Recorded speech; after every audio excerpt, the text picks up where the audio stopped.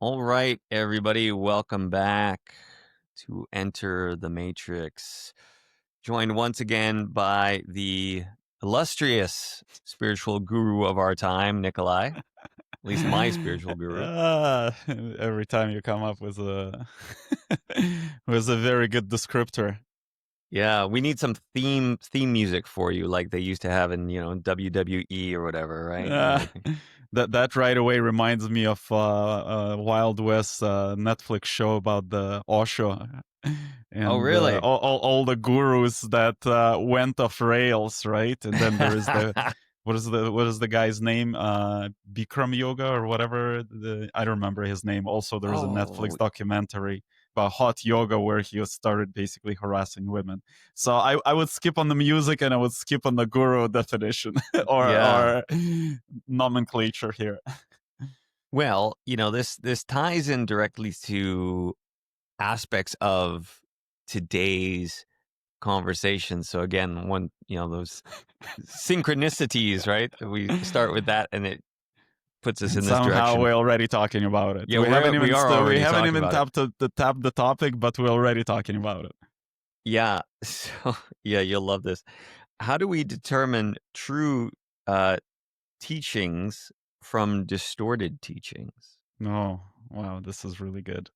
Yeah. Well, since we already started Yeah, we talking did. about That's why I laughed. gurus went off rails, right? Might as well start there. Yeah. Uh, Both Osho and whatever the other guy's name that brought hot yoga to the Western world, most of their teachings are really good. They're quite pure. Like, are they the purest? Not really. There are distortions, and right now the majority of teachers are doing their best to deliver the highest quality of knowledge they have. But we exist through every human has their own distortions, energetic distortions, which basically show up as distortions in or in harmonies in our personalities. And that's where the teaching and the knowledge can get distorted as well. And we how do we differentiate? Um, at the end of the day, everyone should develop their own capability or intuition to distill uh, the knowledge, the information that is being shared with them. And it's simpler than what everybody's expecting, but at the same time, it's harder to live it than everybody's expecting. So the simplicity of it, we have intuition, we have senses. The best way to describe it is imagine you're taking out some food out of your fridge. Let's say your girlfriend made I don't know, soup for you and has been sitting in the fridge for now a week and a half. But then you're hungry, you take it out and you first smell it, trying to understand, is it still okay? And then you take a little spoon, and you taste it, and oh, it's sour, it's bad. So the funny thing, we can do the same with the knowledge and information. We can Mm. literally take a book or take I don't know, a writing, take YouTube video, and we can try to smell it. Imagine that it has a smell, and we can try to smell it. What we're doing an energetic test. And if it's good for us, it will smell good. It will smell like flowers, something fresh, forest, nature. If there are a lot of distortions, we're going to start sensing something is off. It's like, oh, there's some eh, weird smell that is not good for us. And so we do it every day with food and other things, but we forget to do it with information and knowledge because people think when it comes to information and knowledge and teachings, they have to do it through their mental fields, through their mind. Whereas mind right now is one of the most polluted energetic fields or mental, let's call it mental body of human, which relates to the mind, is one of the most polluted segments of a human being in today's world. That's why most of the civilization is so lost. So the idea is to constantly remind yourself to get out of the mind, which is today for majority of population of this planet is accumulation of programs. We have a whole episode about propaganda, of programs, mental constructs, ideas, frameworks, which most of them were instilled in them since childhood by parents, kindergarten, schools, society, news, movies, and the list goes on. And most of those frameworks, mental constructs, whatever you want to call them, have major distortions. So we basically today, for most of the people, mind or mental field is a compass that is completely off. It's not calibrated. So we're trying to take this device, or this, let's call it barometer, or whatever device, gadget to measure something, is completely miscalibrated, and we're trying to use that to understand if the teaching, information, knowledge that comes to us is of a high quality. And of course, since the device is not calibrated, we will choose more distorted information. And it creates self-fulfilling prophecy to further, rather than calibrating device, to further distort the measurements of this device. When we come to our bodily senses, bodily senses do not lie. When you're trying to eat food that is bad, you start having like a bit of a throwing up reflex, right? You're like, oh, this is bad, right? The body has its own intellect, and it knows what's good for you and what's not. And at the end of the day, the body is the closest to what our so-called soul or consciousness is trying to communicate to us. And at that level, um, that level of our being knows what's high quality or what's not when it comes to information, teachings, knowledge, and etc. Because at the end of the day, information, teachings, knowledge is energy. And the higher the quality, the teachings, the information, the higher the purity of that, those teachings, knowledge, information, the higher vibration it is. Hence, when we try to experience through the body, through our consciousness, when it's high quality, we start feeling lightness, happiness. It's this very light state of peace, joy, and etc. It's a very light state of what they call nirvana, right? This lightness. So a hack to it, coming back, tying all the pieces together, when we imagine that information can have smell, or teaching can have smell, or can have a flavor. Smell is a bit easier because it's one of the acutest senses that we have.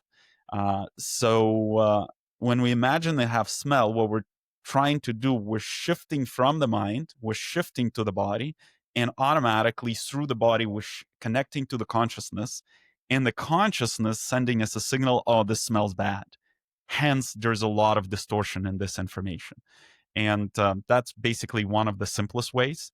And ultimately, a person starts developing the intuition. And that's where I feel I've been lucky, because I came to this field, the field of spirituality, or this, let's call it, very different field where I was before. I was building companies, right? Yeah.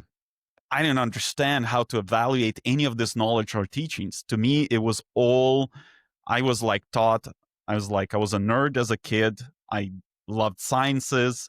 I was all about anything you can touch is, I understand, anything you cannot touch is bullshit. So now I have to come from this world of forms, very material world, where there seems to be a lot of science explaining it, even though now a lot of the science we're learning, a lot of it is, not a lot of it, but huge subsets of it are bullshit.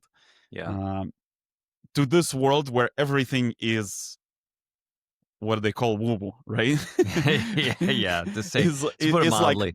super intangible, right? And I'm like, what the fuck? Like, how do I even deal with this coming from this? Because in the world of business, it's very simple. There is a bank account, and that bank account either increases or decreases, right? And I was like, well, that's simple. Like, I do these activities, did bank account increase or decrease? Very tangible. Yeah.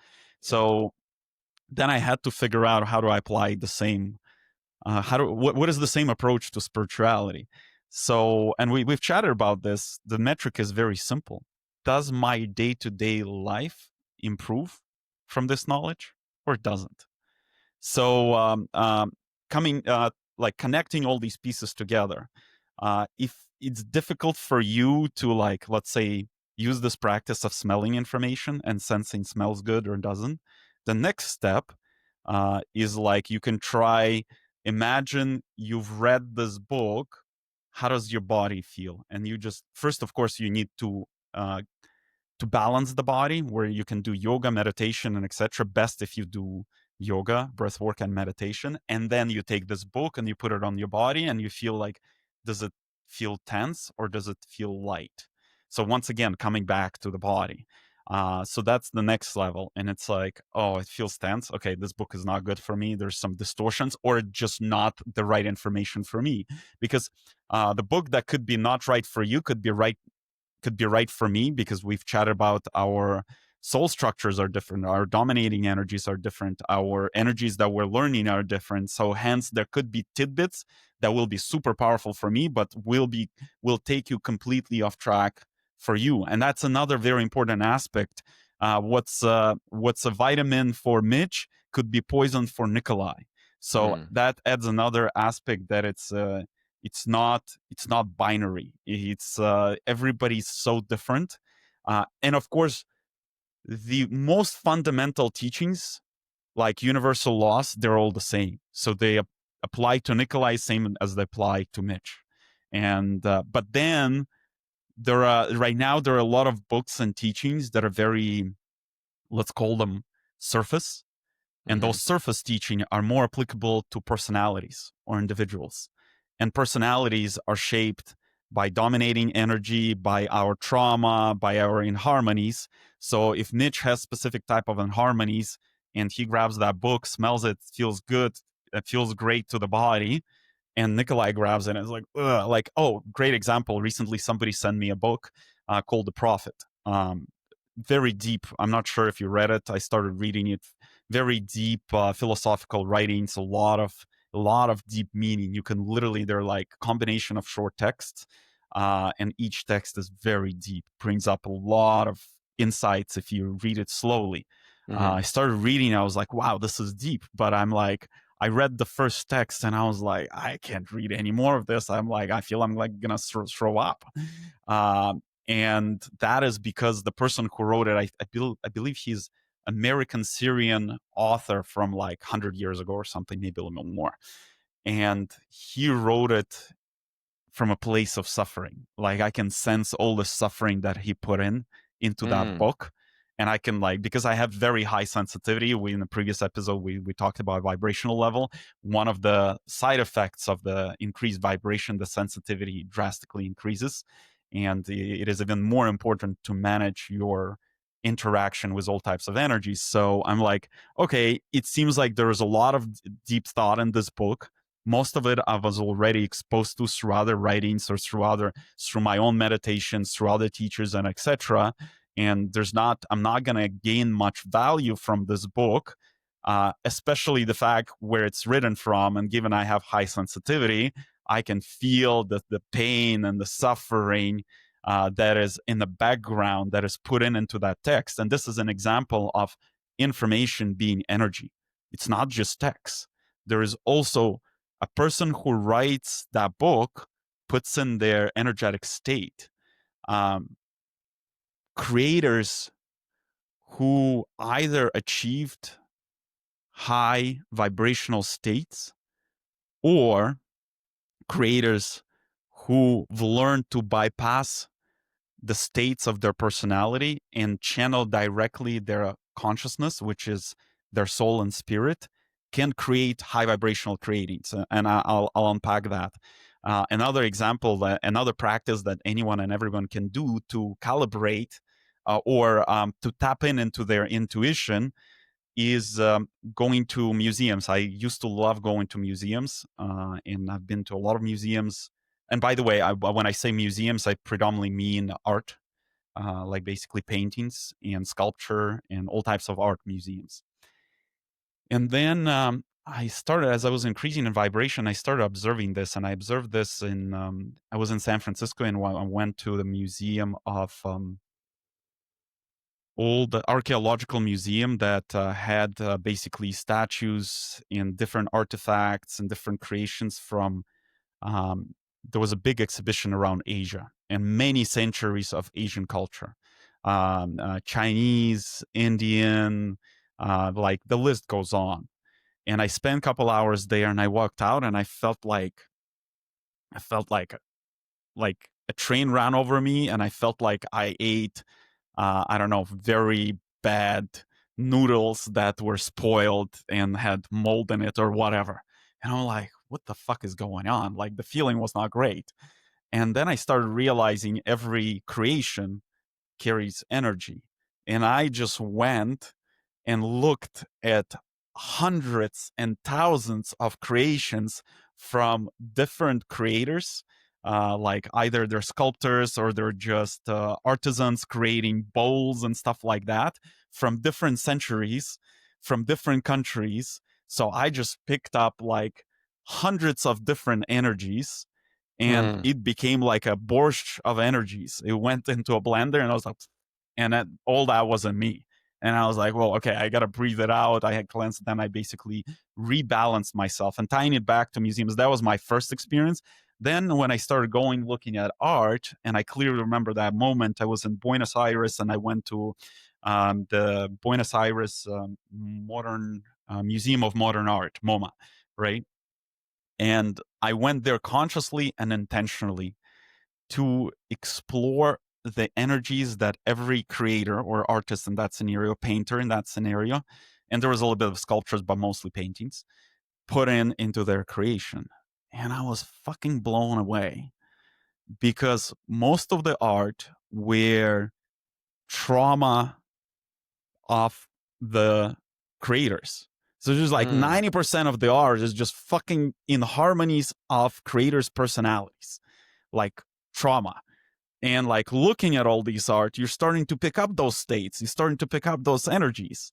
And so where I go, if we connect the dots, this writer of the book Prophet, wrote a lot of deep meanings, but also put in the state of his personality.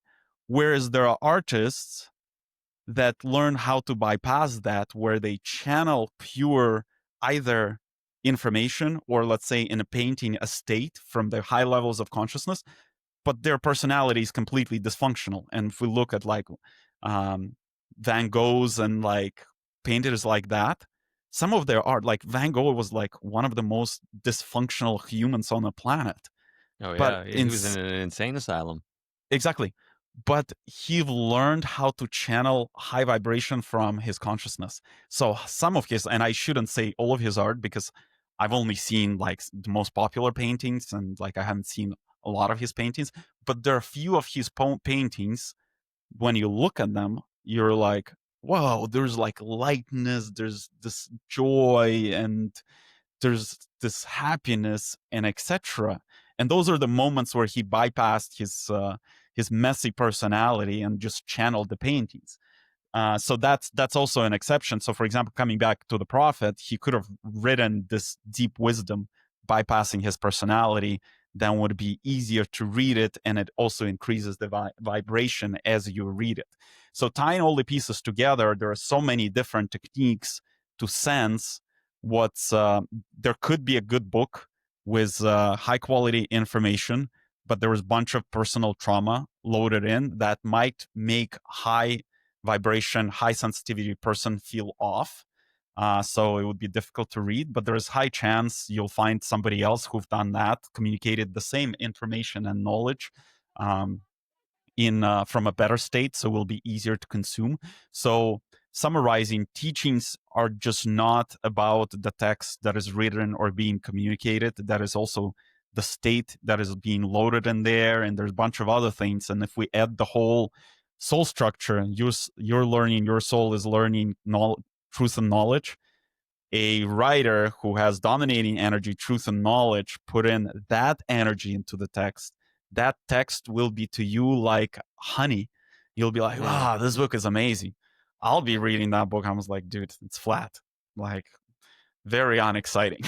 Yeah, there's some good insights, but I'm like, I'm not getting the experience you're getting, right? Yeah. So summarizing all that is trust your intuition, your body, your a lot of your spiky senses. What do you call them? Spidey senses. You'd say spidey senses, yes. Spidey senses are already sensing if something is good for you, and follow that, and you'll get to a place of where there's something for you. And by the way, given most of the teachings, information, knowledge right now is distorted, it is perfectly okay.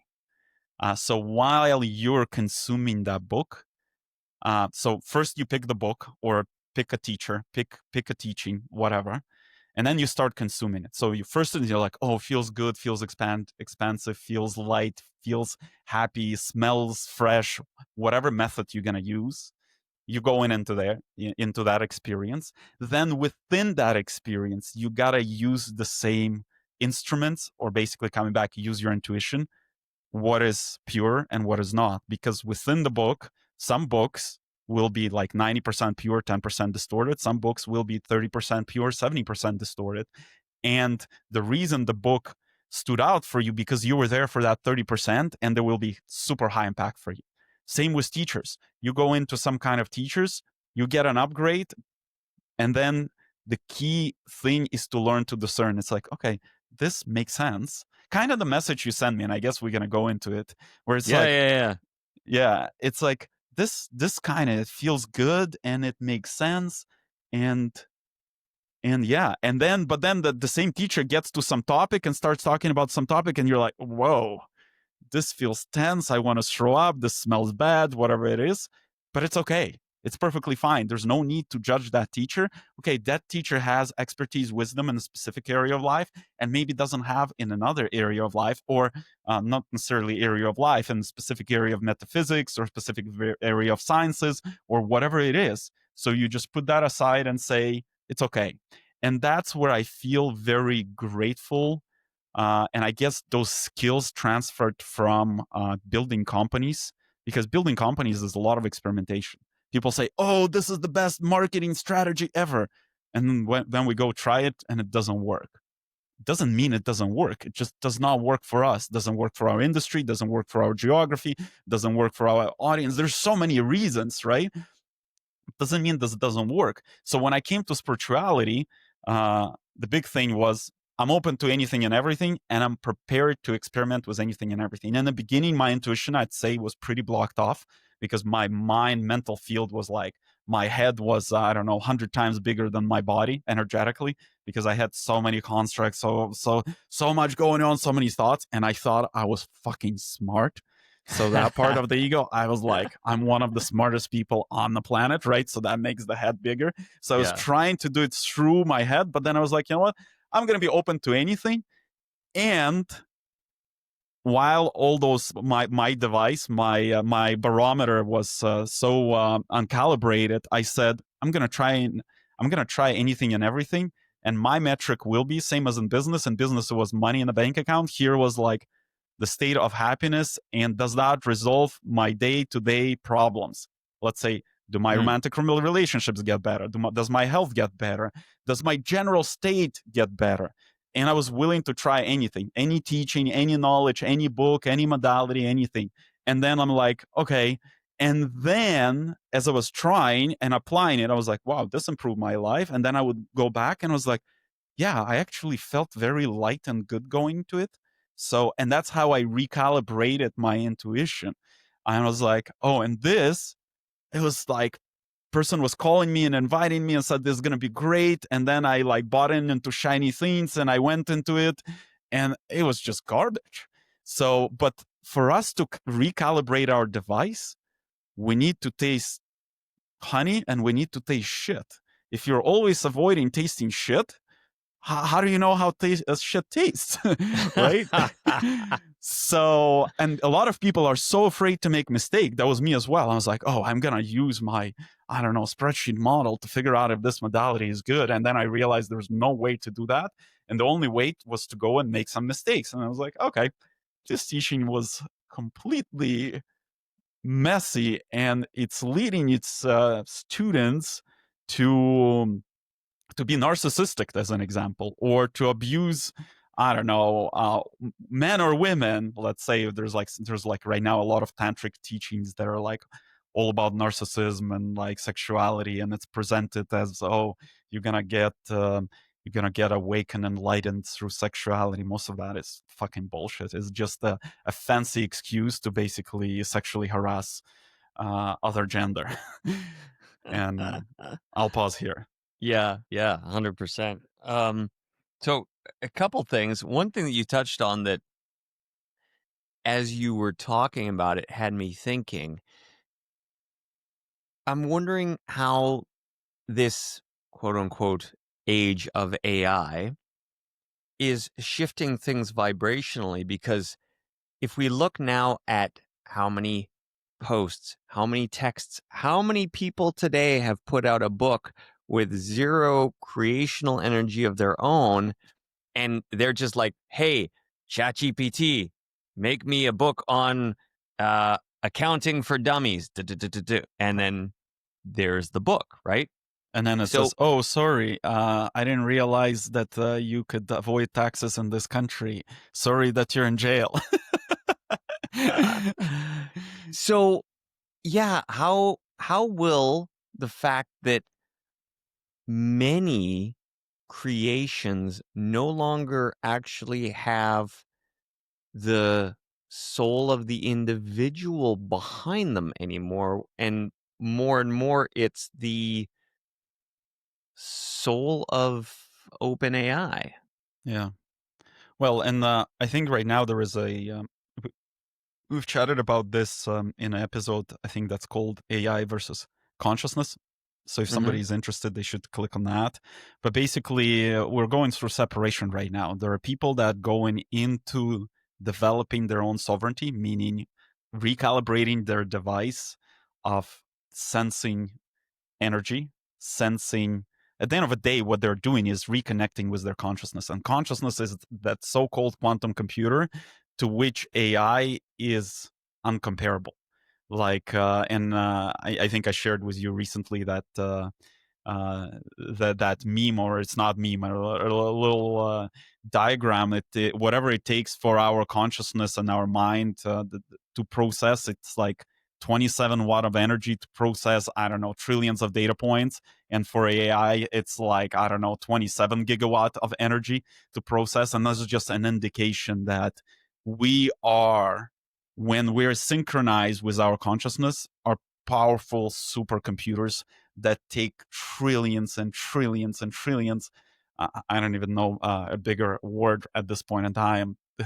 Whatever they use in quantum computing, like data points into account to make a simple decision. And it comes back to us as, it tastes good or it doesn't taste good. Does it feel Yeah. good or it doesn't feel good? It comes back as a simple answer. And that's that super powerful quantum computer. Whereas people choose to use their calculator, which is their mind that has accumulated simplistic, let's call them Excel macros throughout this life. The beauty of consciousness, it encapsulates wisdom, not only of all of your lives. So that consciousness existed. It just connects to different body. The body dies, consciousness connects to the next body, but that all information stays in the cloud. And on top of that, that consciousness is connected to information of consciousness of all other beings. So that's where the trillions and trillions of data points come in. Whereas when we use our mind, which has simplistic Excel macros, and also only Excel macros from this incarnation, so whatever we've learned in the past 30, 40, 50 years, and now we take in data points, and we can only take in so many data points, and apply our simplistic frameworks, models, whatever it is, we get very subpar results. Coming back to the question, right now we're going to separation. People choosing which path they're going to take, and there are people who are basically delegated and gave away their sovereignty to instruments, gadgets, machines, computers, chat GPTs, governments. Oh, I don't know how to protect myself, hence I give that away to government to protect myself. And in reality, right now, if you look at every government of the world, the last thing they care about is protecting their citizens. They Yeah. want to take your taxes, they want to fight wars, and they want, to chop up whatever budgets they've created and put it and channel it into specific pockets. That's the government game, right? 50-year mortgage. Exactly. It's like, Good luck paying that one off. don't worry about it. We'll change our system so you stay a slave longer. Yeah. Now you can have 50-year mortgage. Yes. It's just yes. insanity, right? So now there's this separation happening where people who are choosing to develop their own sovereignty in all aspects of life. And the most fundamental aspect is energetic aspect. You connect with your consciousness, with your quantum supercomputer, whatever you want to call it, and you start living more aligned, happy life. Or you're like, oh, I am a body and nothing else, and I'm dependent on all these gadgets to be smart, like ChatGPT. And so for example, I realized I was very concerned. It's like, how am I going to distill the text that's written by human versus ChatGPT, or image that is real versus fake? Started realizing when you calibrated your inner barometer, it's pretty easy. You feel like if there is any energy there, or if there's no energy. And the danger of ChatGPT, the reason it hallucinates so much, because in the first place, the most of the data that it takes in are hallucinations by humans' minds versus their. So it's a hallucination of humans' calculators, which is their mind, versus their consciousness. And very small percent of creators are actually connected to their higher selves, to their consciousness, and producing high quality, high vibration, pure information, knowledge, and teachings. But ChatGPT has no ability, AI has no ability to discern between those two, because it doesn't have that inner barometer. It's not bioenergetic. It's a statistical model. That's it. And if we've chatted right before this about mold, right? Mm-hmm. And if all studies saying the mold is bad, ChatGPT will say mold is bad. But then penicillin is mold. And it was one of the biggest breakthroughs in medicine. So and that's where ChatGPT is really taking people who are not willing to look inwardly and to unlock their superpowers, makes them further weaker, even weaker than they are right now, because they keep giving away the sovereignty, and they develop even higher addiction to external instruments to make decisions, to know anything, and the list goes on. So it is what it is, and it will be interesting to observe how all this unfolds. And the scariest part, I shouldn't say scariest because it's not scary. At the end of the day, it's going to be what it's going to be. There's going to be a subset of population masses that will choose the technocratic, the chat GPT path, where they're going to be even further controlled. Meaning, without chip, like a lot of people already are pretty lost and have no sovereignty. And imagine somebody takes away their chat GPT and they're like completely lost, right? So it's like, and whoever basically runs chat GPT or whatever other AI models now controls this whole population who cannot add 2 plus 2 without chat GPT.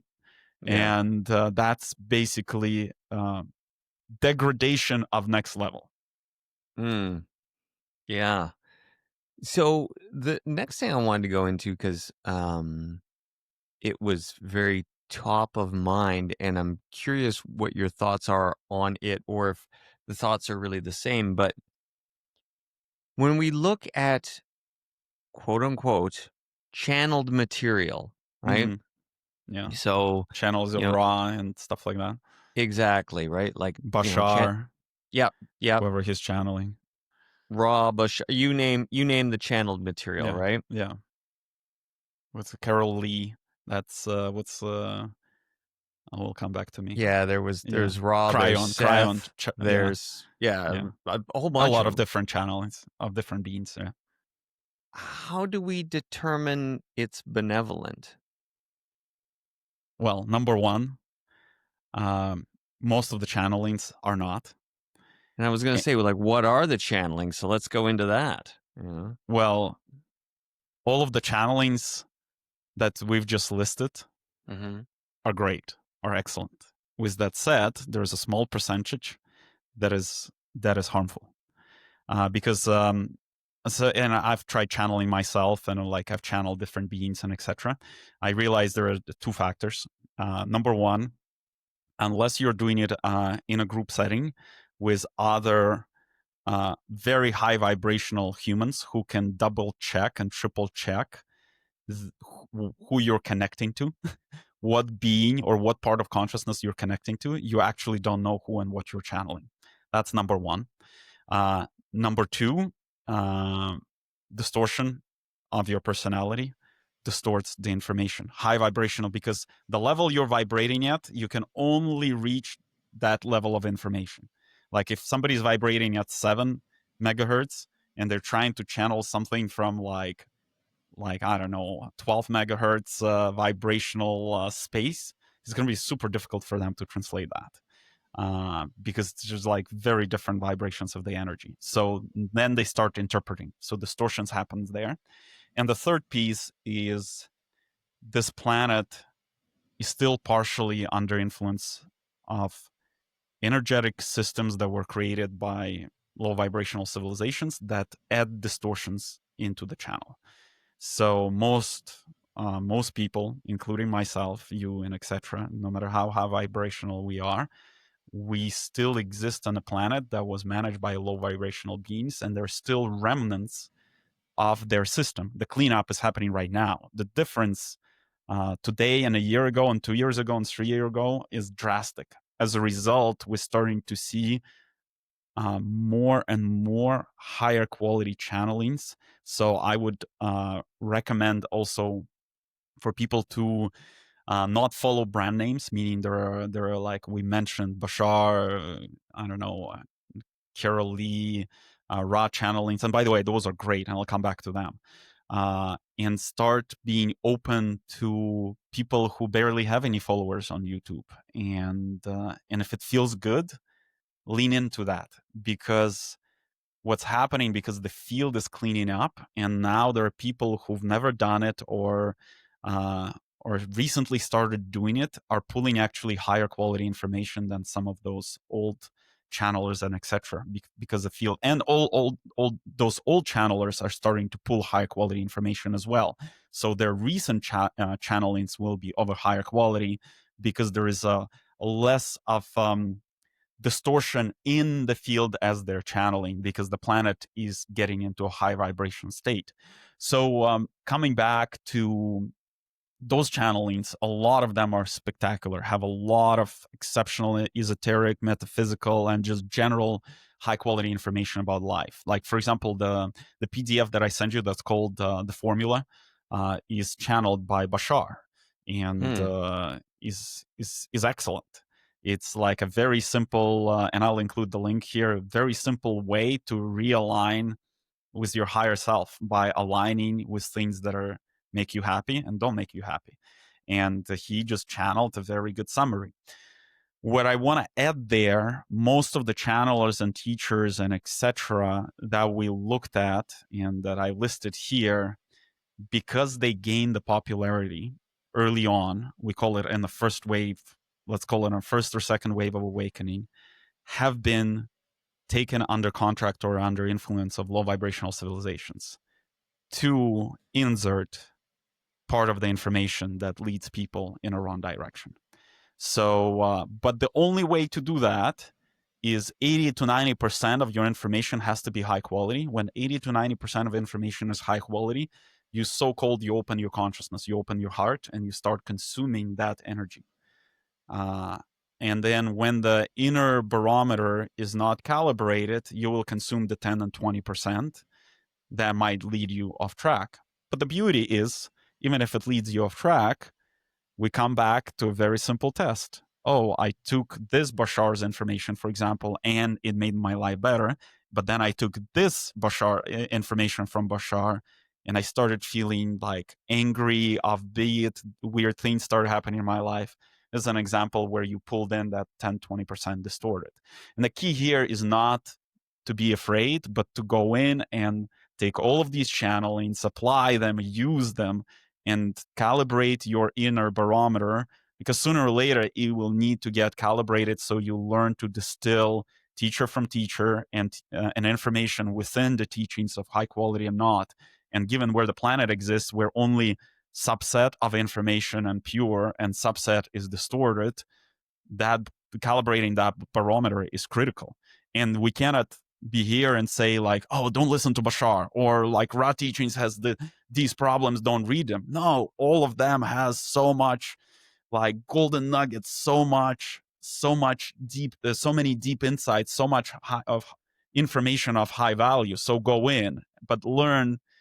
It's like I guess the image that comes up, if you like pull out I don't know, some kind of um, grains that has been stored for a very long time, or some kind of what do you call them, what do they use in Mexican dishes, the word escaping, beans. Beans. Yeah. Yeah, exactly. So like you pull out the beans that have been stored somewhere in the back for multiple years, you gotta go and sort through them, because some of the beans might went bad, and if you don't sort through them, then you will have a surprise while you're eating your chipotle or whatever, or Mexican dish, right? And you're like, and I've had those, like, because I love buckwheat, it happens with buckwheat, you'll get a few of those that go bad, and when they go bad, the flavor is so bad. Oh yeah. So when you're eating the like, and I love buckwheat, and you're eating buckwheat and you get one of those, and it's not even grain, I don't remember what it's called because buckwheat is not grain, and you bite on it and you're like, it ruins the whole fucking experience. And this is a great example, tying back where we started. Osho's books have so much deep wisdom, but fuck, he went off track at some point in life, and his teaching started going off track as well.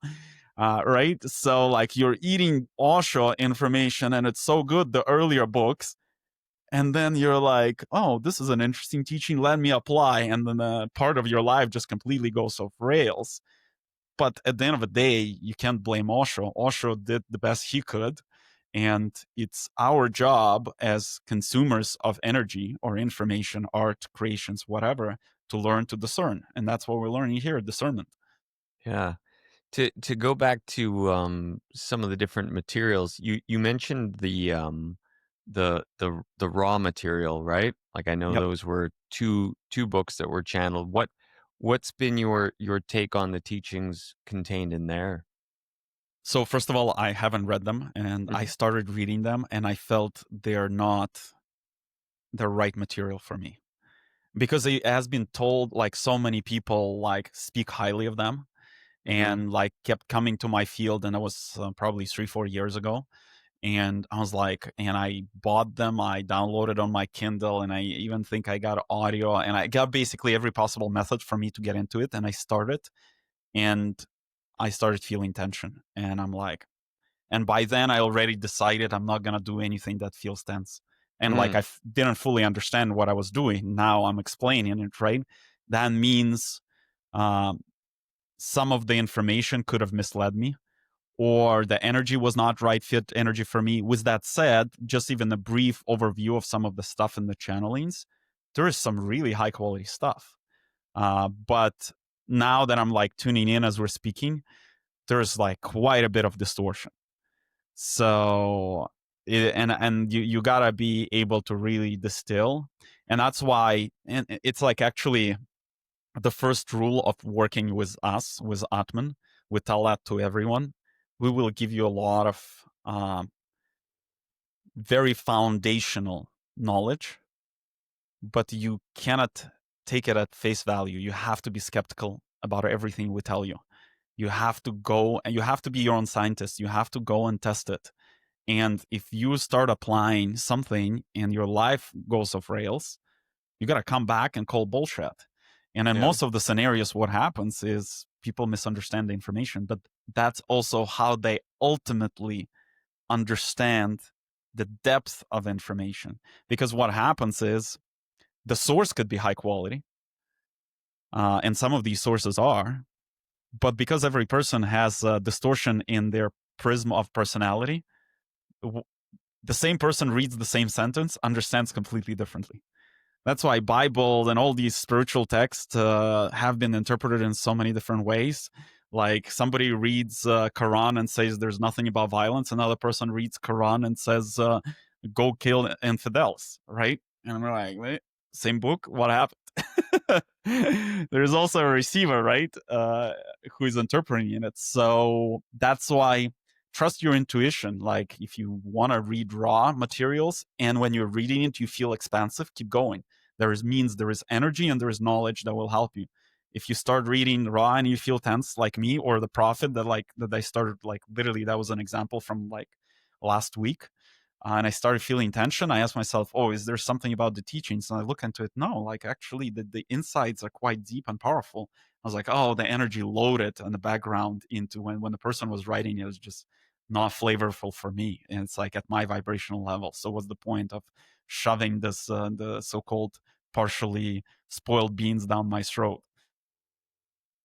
Yeah, another thing I wanted to ask you, just as we go back to, obviously older spiritual texts, Yeah. the Quran, the Bible specifically, do you find these were ultimately channeled works, or how do you think, just based on your spiritual knowledge and vibration, how do you think these Mm. texts came to be? Um, my partner Maxime looked deeper into it with another person who we work with, because they have me and Maxime don't have much interest in history because we understand most of it was distorted, Hmm. and it takes actually a lot of effort to regress and go and review events what actually unfolded. Um, so tying those pieces together, given the history is already distorted, those books, we actually don't understand the real history of them. One thing that they recently looked into it. So, for example, Bible, it seems like it was a channelings a bunch of messengers of Messias. It was not just Jesus. It was a collective work of different people who were connected to their higher selves, to their consciousness, that brought a bunch of powerful knowledge and wisdom. And it was combined in a single book attributed to a single incarnation of a specific soul that we call Jesus. Uh, but then also it has been written, rewritten, combined, recombined, segmented, and etc. so many times that it's so difficult to actually get to the original sources. It's like Bible is not a single book, right? And it's already right. There are like different testaments and etc. That's Yeah. already an indication that it comes from different places, different people. But even I think within a single testament and etc. I think there's already combination of different sources. So I haven't studied the history of those books extensively, but similarly, what I would say apply the same method that we describe here. For some people, it will feel good to read those texts because there's going to be some kind of energy and knowledge that speaks in their language. Yeah. Um, it's kind of like what you're experiencing with Michael Neal right now, right? We've discussed a lot of material together with Yeah. you, and then you discover Michael Neal and you started reading, and it just started landing.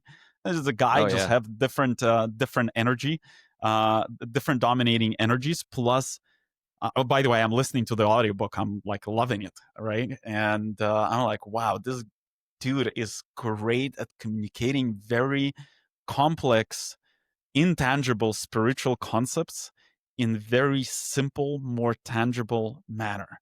So, Yeah. like, and this is an example of a material that we were sharing with you, communicated in such a different way where it lends so much better.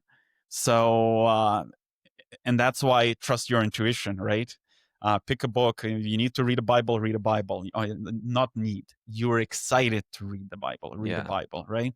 You're excited to read Michael Neal, the Inside Out Revolution. You read that and you don't read the Bible. And for everyone, it will be different. Yeah, it was just fascinating when I was stepping back just to see distortions egregores and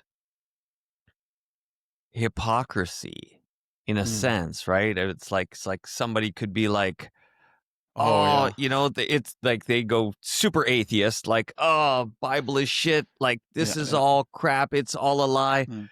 But these raw books are completely real. Which is basically another dogmatic behavior, right? 100%. And this is where my mind is going, like Yeah. rising up above it all, saying, well, how do you know either, right? Like Yeah. where can you stay up above and still have a curious and, like you said, kind of scientific perspective? Like, okay, let me look at these, let me see what's there. But it's like, the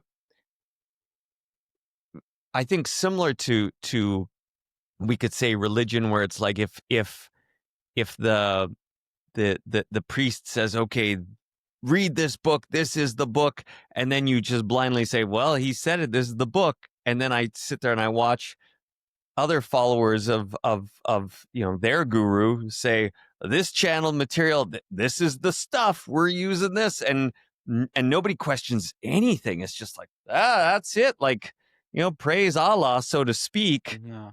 after they've just been trashing the other book, right? Yeah. The quote unquote good book. And it's like, okay, I'm seeing this hypocrisy here, and I'm the only person in the whole place seeing it. So it's kind of fascinating to me to be there Yeah. sitting above everything.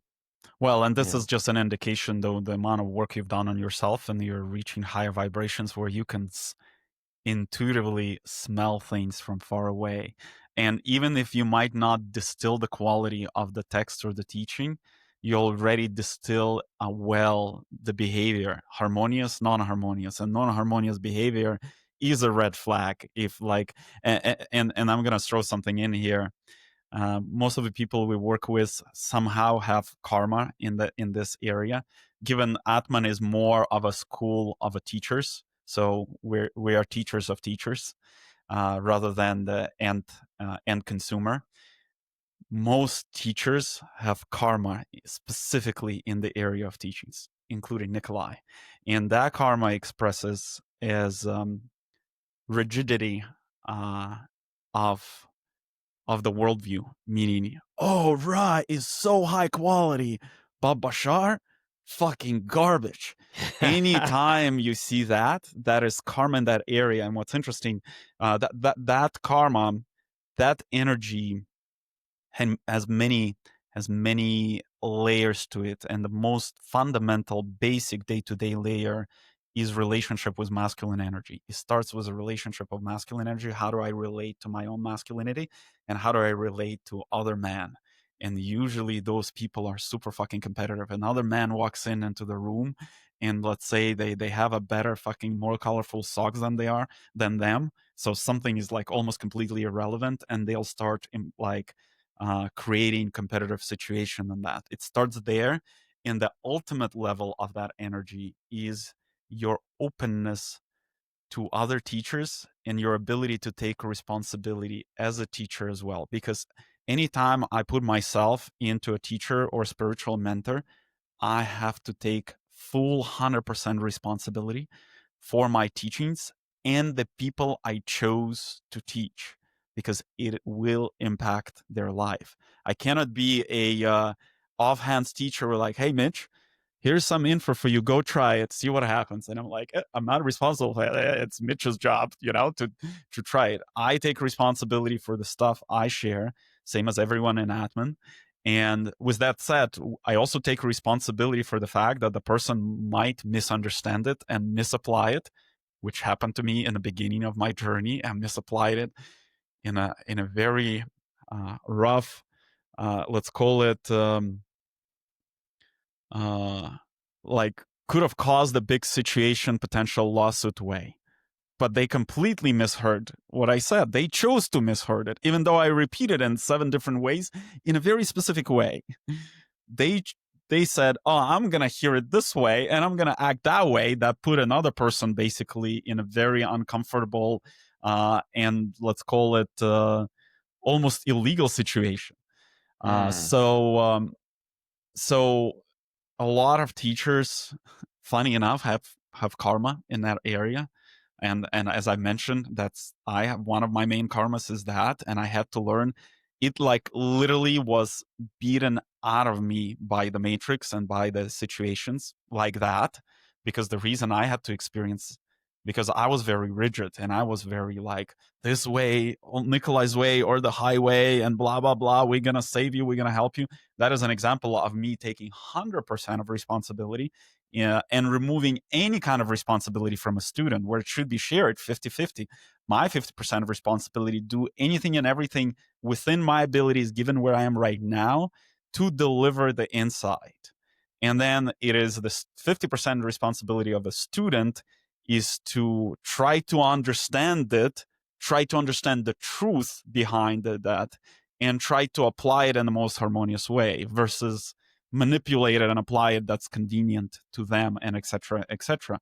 So the reason I brought up this is uh, most teachers are going through the journey of learning how to be teachers and most of them have that karma. And it's funny, just today's Wednesday, 2 days ago we were joking internally in Atman. I was like, why the fuck are we getting all these students or all these clients with the same karma which is this karma? And I was like, and they were Mm. like, oh, we're teaching the teachers. And like most of them have already tried being the teachers either in previous lives or whatever and screwed it up one way or the other way. And some teachers are screwing it up not right now in this life, same as I screwed it up in the beginning of my journey. And when I was saying it kind of matrix beat the crap out of me of like that rigidity and etc. Because there was every few months there was this moment.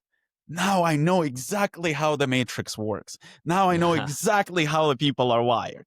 I know everything. And a good friend of mine kept coming back and was like, actually, not just him. There were multiple people in my field that were like, Nikolai, tone down on this rigidity and like binary view of the world at 0 or 1, because that is exactly why we're like concerned working with you. We know you have pure intentions, but this rigidity and this binary approach to the worldview is kind of scaring us. And because we've seen many times where you said one thing and then you lived through experience and it was somewhat different thing, and you were so sure though when you were saying that.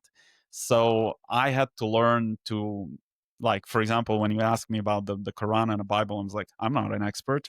Here are the things that I've heard. I haven't explored it.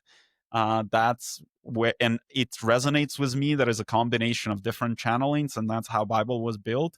Am I expert? No. That's broadly, directionally, I feel like should be the truth. But if you want to really know the truth, you should speak to a person that dedicated at least significant amount of hours in their life exploring that.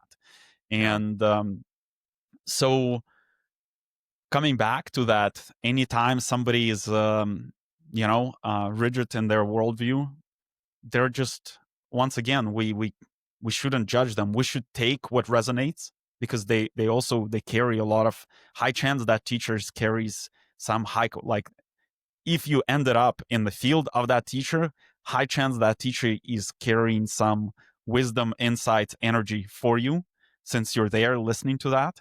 And that's where we learn at the same time discernment, when they're like, oh, Rye is the best thing ever. We're like, okay, let's start discerning where this teacher is expert or where this teacher is not an expert. And I was lucky to go through real life experience, because the concept of Atman was to bring all these experts in different fields together and get them to collaborate. And it was the hardest thing ever because their egos, once again, their egos are even bigger, the ego than the average human, because they're experts. But then some of them forget the line where their expertise ends and the other person's expertise starts. But Mm. because they're connected to the higher structures, when you connect it to higher structures, you can pull information on anything and everything. So you start feeling like you're an expert in everything. But people have predisposition of what they're expert in. For example, there's a person in my life who is great at healing, and like that's just his expertise, and like he's probably one of the best energetic healers I've met. But then when he's trying to teach metaphysics, where he has access, he has some understanding, but it's very difficult for his level of consciousness to reach the high vibrational consciousness that describes the workings of the whole universe. He reaches some of that, so that's why he understands and knows some of the stuff really well, but then some stuff is quite distorted. And but he acts as an expert, and by the way, he has the same karma as I do, as many other teachers, right? And so where I was going with this, I was very lucky because going into this field, I guess, even though I had the same karma, when I go into the new field, I don't pretend to be an expert because I Mm, don't know shit. I was building like tech businesses. What I know about energetics and metaphysics and esoterics. So I put myself into a position of the dumbest person in the room. And that played to such a great advantage to me because I could observe all these experts fighting with each other. And it was mind boggling. I was like, guys, the idea is to collaborate. You're great at seeing this, you're great at this, and you've treated, I don't know, 3,000 clients specifically in this area. And clearly, you have a lot of data points, and you haven't done this. So you maybe should be quiet in this area. And if we put all these things together, magic happens. That did yeah. not happen. Magic did not happen. We realized we had to offload all these people from Atman and start only with people who are willing to open and collaborate and co-create. And the team ended up being 3 people. And now we're very consciously starting to introduce people into this buffer zone where we synchronize, where it gives us ability to synchronize so we can actually go into the co-creation mode. And Hmm. it's an interesting experience to live through because like and by the way, these people now that goes through this buffer mechanism been taught by us, so they have access to all the same information.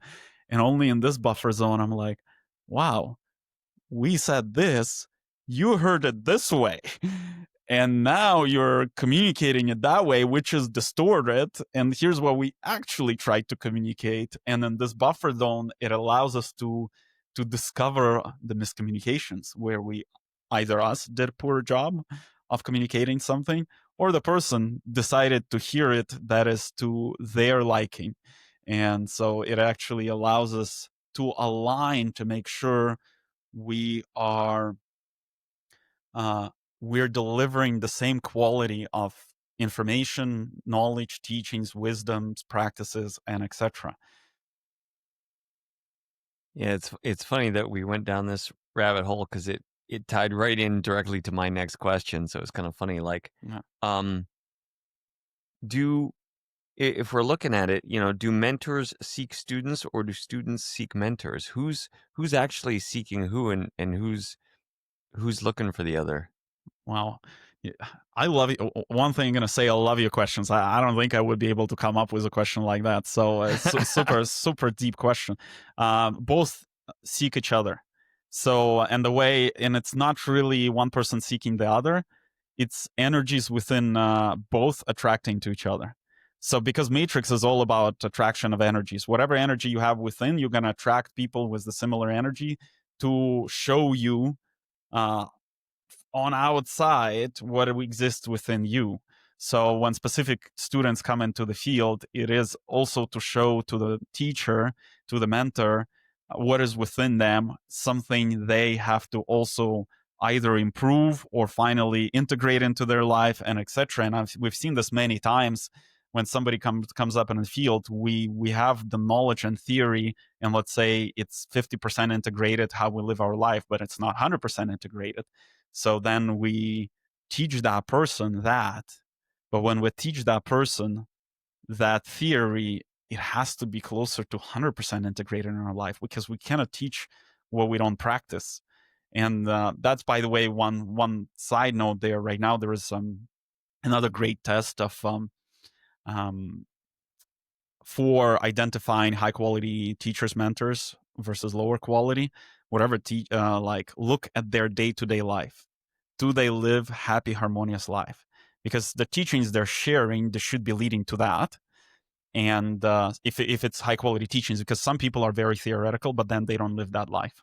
And then the question mark is like, okay, you're teaching only on this stuff, let's say about relationships, but why are you why are you divorcing? Do you see Yeah. what I mean? That's one aspect. Another aspect is if whatever they're teaching you uh, could lead to unhappy life because information is distorted. So that's also an indication. So either they're not implementing their own teachings, or they're implementing their teachings and they get miserable life because they're low quality teachings. And recently I made a comment. I'll speak out loud about that. There's a large community in Italy, spiritual community in Italy. The founder died in 2013, and the founder, I've never met him because I only got introduced to that community a few years ago. And for a moment, I became an advisor there. And the community is called Damanhur.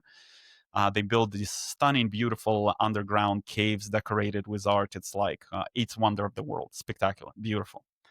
And they have a bunch of teachings. Um, I started getting exposed to some of their teachings. And then I was invited to go deeper. They have this school of meditation. They have this different school, like where they teach you to travel lives, regress, meditate, a bunch of things, bunch of like esoteric knowledge that they have. But the reason intuitively I stopped working with them, and I didn't even get to their teachings, I was trying to help them revamp their community because it's falling apart and they're having a lot of financial issues, political issues, the list goes on. I started getting closer to few key people in that community, to few leaders of that community. And their individual lives were miserable. They were garbage because they were Mm. always complaining. They were always unsure. There was there was like crazy rumor mill going on in the community of high vibrational people, right? And then at first I was like, okay, that's weird, but that's my early experience, right? Exploring different modalities and etc. So it's like, I'll give it benefit of a doubt, maybe whatever. And I didn't have an explanation, so that's why maybe whatever reason. And then I started bringing in because I have quite an extensive network, and we needed. I came in as a commercial advisor because they had a bunch of financial issues, and but at the same time they had a lot of goodies that I thought, if it correctly packaged and brought to the world, could help a lot of people in the world. And I started bringing in some professionals from my network in marketing, in product, and etc.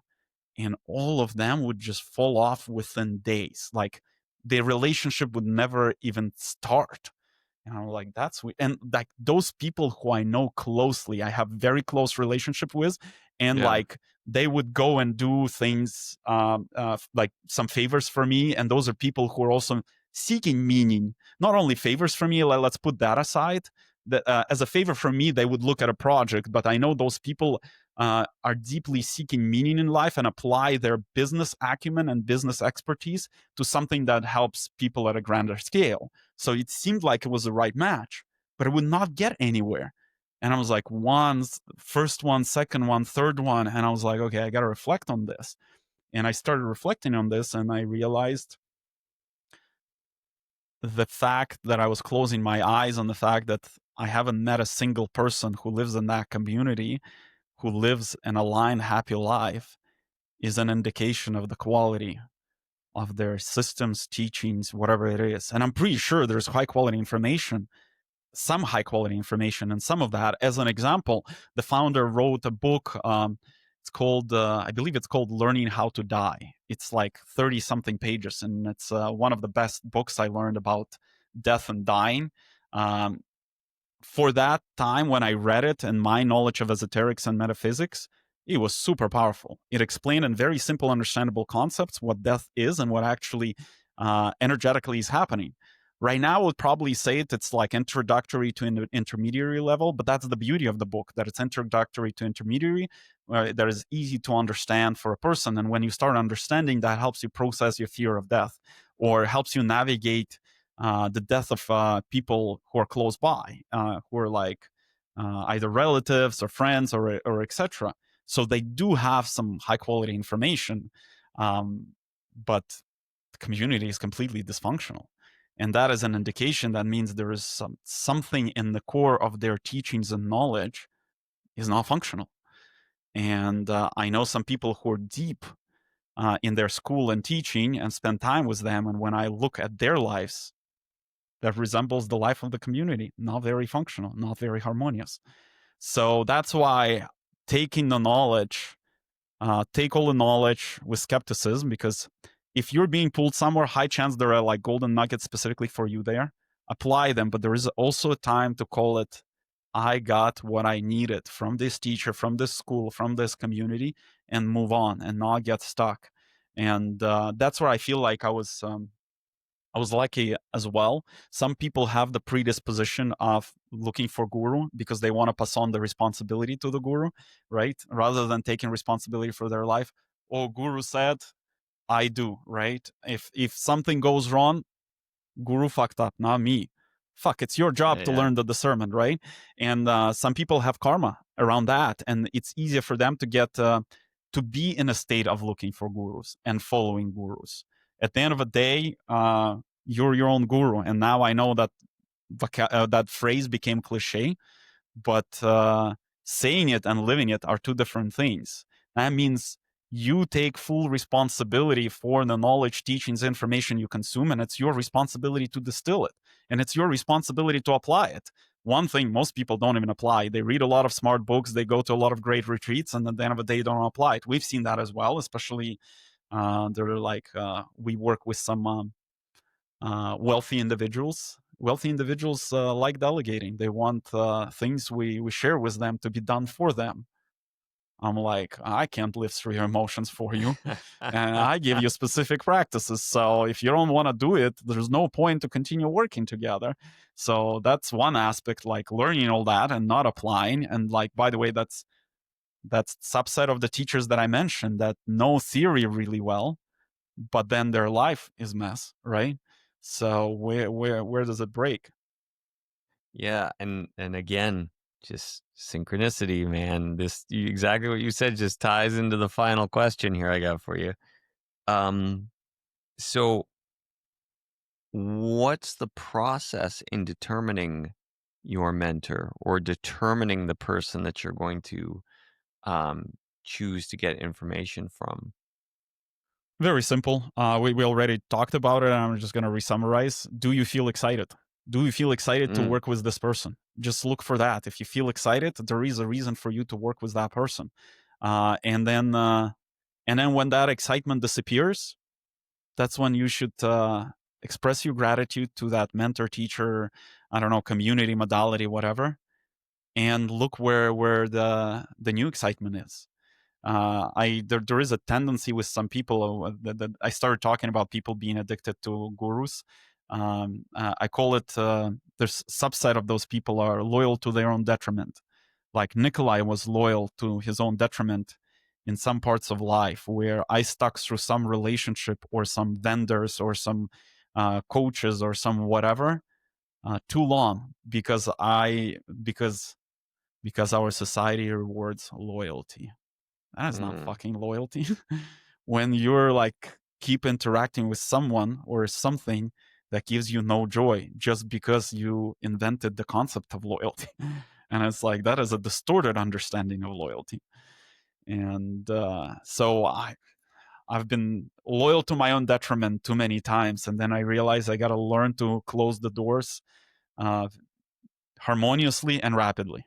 It's like once the energy is gone, I'm like, hey, I learned a lot. It was great experience. Deeply grateful. I feel my expansion now is elsewhere. You've helped me expand to this point, and now for me to continue evolving, expanding, etc. Now I have to seek the next step in life, and that is one of the most important skills in person's evolutionary journey to easily and honestly let go of things, either material things or spiritual mentors or whatever it is. mm. All right. Well, that wraps us for today. going down the rabbit hole of mentors, distorted teachings, and what's true, what's real, what do you trust, and what serves you as the individual. So, Yeah, there's a lot of information out there. Do your own tests because information that is right for you is different than is right for me. Of course, there's foundational information like esoterics, metaphysics, like how this planet works, how it's wired. Same as like the comparable would be, there's gravity on this planet. We've measured it, and it consistently works. So that's fundamental. Whichever book you read, if another book tells you otherwise, maybe you should skip on that book. Similarly, there are universal laws and specific things, but given it's that part is so-called less tangible for newcomers into this field, read it, test it in your life, see if your life improves, if your state of happiness improves, and this way you'll discover what is fundamental and what is individual, because there is fundamental information and there is individual information that is right for a specific person in a specific moment, and that information could even be what's right for a specific person in that specific moment would be a vitamin at that moment, could be a poison a few years later. So that there's that aspect to that as well. So hence it all comes back to listen to intuition. What you get excited, go in there. Even if you end up with some, I don't know, like I know a lot of people who ended up in a communities and teachers who ultimately ended up being very bad people, like either getting engaged in sexual assault, like harassments or rape of students. Besides the documentaries we mentioned, right? Like I have real examples of people in my field who went through that experience, and that experience is very important because for that person helped her to develop discernment. I was yeah, like, oh, what are all the aspects and the energy that I already felt, but I was not fully understanding how to read? And next time she will not end up with a teacher like that. So that yeah. is a very important experience as well. So, and I'm pretty sure when she was choosing that teacher, the feeling was expansive. But then it's very easy to end up. I was like, oh, I don't know, the God, whatever, screwed me over, sent me to the wrong teacher. No, the God sent you exactly to the right teacher. Clearly, you had no discernment in this field, and this is one of the best ways to develop this discernment. So follow your level of excitement, but don't get upset if the result is not what you expected. Because at the end of it, the result might not be what you expected, but the result is exactly what you needed for Mm, you to move to the next stage. So, yeah. and we'll end at that. All right. Next Until the next week. one.